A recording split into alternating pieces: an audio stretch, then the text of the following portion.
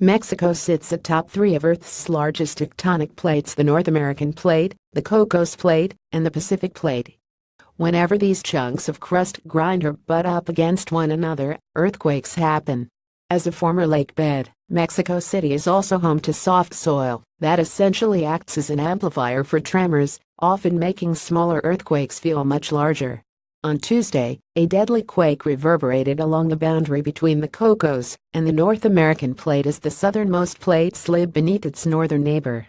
The 7.1 magnitude temblor, which struck about 3 miles northeast of the city of Rebozo, happened less than 2 weeks after the country was struck by an even more powerful 8.1 magnitude quake, and 32 years to the day after a deadly magnitude 8.1 quake killed more than 9,500 people in Mexico City.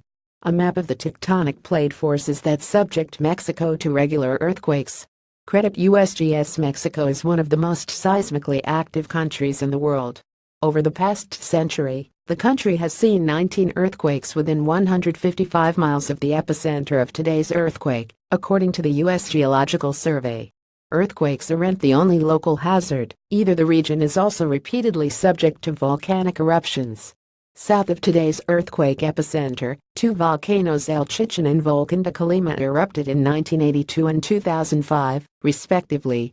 Two other active volcanoes southeast of Mexico City, called Popocatépetl and Ixtaccíhuatl, occasionally vent visible gas, and the former erupted most recently in 2010. Much of Mexico City is built on a former lake bed, where soft soil has been found to intensify the effects of earthquakes. A paper published shortly after the area's 1985 earthquake found that the shaking had been amplified by as much as 500% in regions near the epicenter, where the soil was the softest.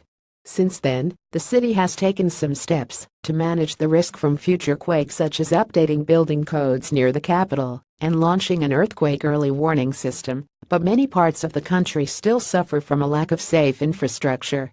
This article was originally published by Business Insider. More from Business Insider.